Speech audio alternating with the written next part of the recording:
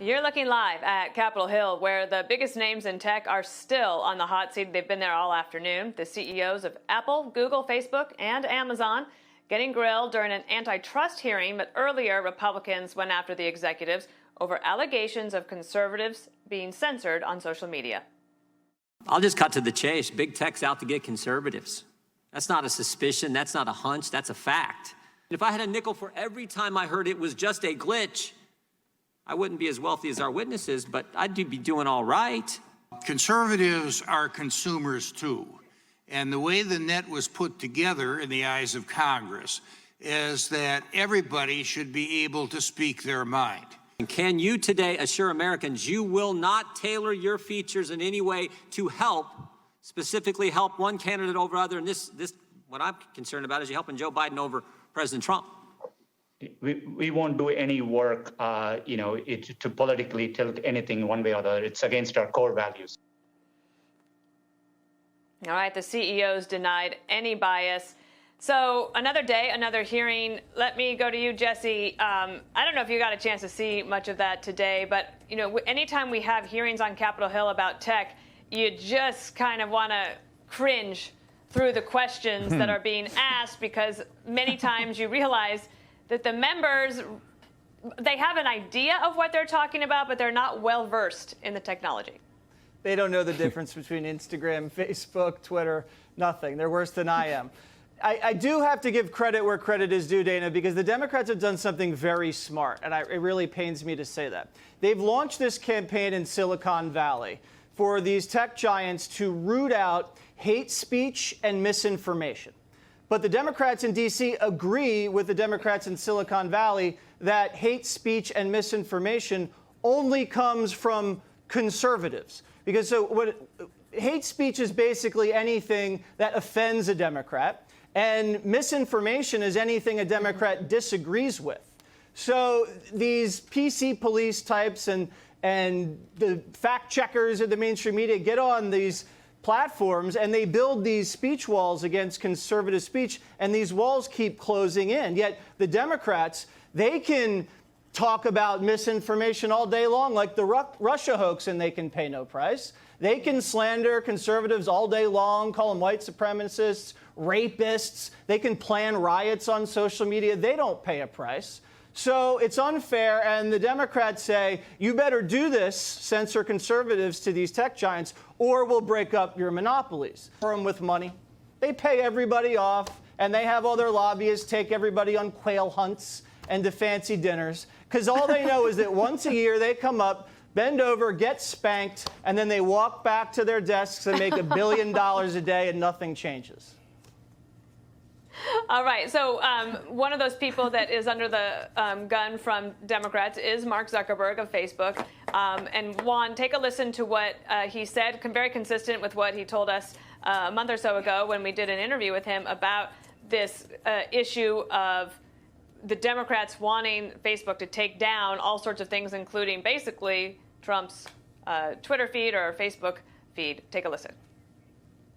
Our goal is to offer a platform for all ideas. We've distinguished ourselves as one of the companies that defends free expression the most. We do not want to become the arbiters of truth. I think that would be a bad position for us to be in, and not what we should be doing.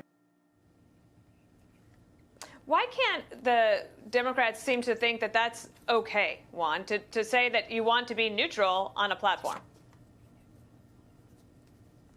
I think it's all right with everybody. I think the real issue, going back to what Jesse was saying, has to do with, propaganda, lies, hate speech, that kind of thing.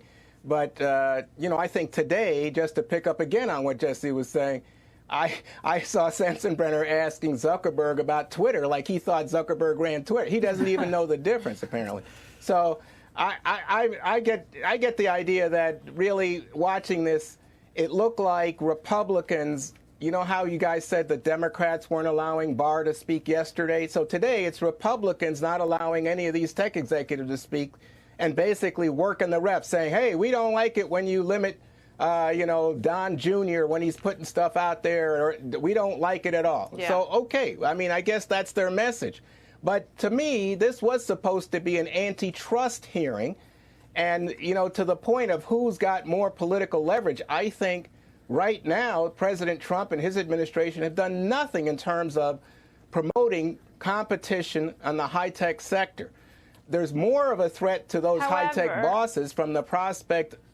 I'll just finish up. It's more of a threat, I think, from a Joe Biden and a Democratic Congress in terms of actually putting in place legislation and passing it that would rein in and these monopolies and allow real competition, allow the little guy to get in the game. So if that's the issue, then I think the political leverage is more on the right. But Greg, thinking about this, you know, the free market system, and here you have these 4 tech CEOs, American companies, employing lots of Americans and also having a global presence. And you have these guys saying that big government would be better at making decisions for these companies than the free market. Yeah, when you look at these hearings in general, it's why I didn't even watch this hearing today, because I was hearinged out. It took all of my self-control not to drive to D.C. and TP the Capitol. Whenever you take any issue, whether it's justice or it's the internet, hearings are an intellect removal machine. It's like it replaces brains with outrage theater, and I don't think you never get to the bottom of anything. You just go back to the top. We are participating in an experiment with social media. It affects all of our lives. It's only going to get bigger and ubiquitous and more powerful. So the question for conservatives are, do you want it to become the 4th horseman of the left? You know, the left won when it comes to culture. They have the entertainment industry, they have media, they have academia. So we have this 4th thing. It's social media. It's the social media platform. Do you want to just hand it over without a fight? Because once you hand it over, it never comes back. And we know that with academia. Academia is purely left. And you know the media will never be conservative. None of these things will change. And by the way, to Jesse's point, I want to back it up. It's not about hate speech. It's about the accusation of hate speech, which is used to silence you and damage your career. And this is happening everywhere, not just social media. Yeah. Katie, one thing I thought that, I didn't hear too much about it today, but the Trump administration has gone to bat for these American companies, especially overseas, when you have governments like in the EU, for example, that want to heavily tax or regulate or change these companies. They've gone to bat for them. Would a Biden administration do the same?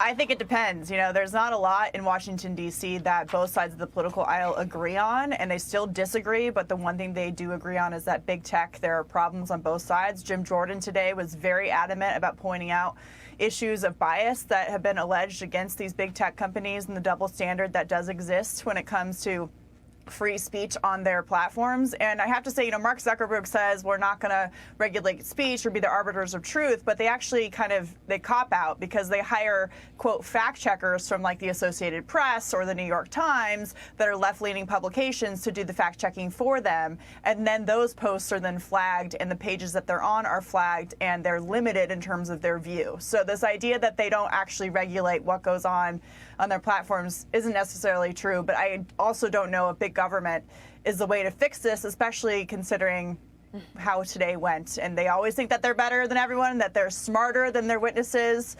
Today was a show of that is not necessarily true. Not true. All right.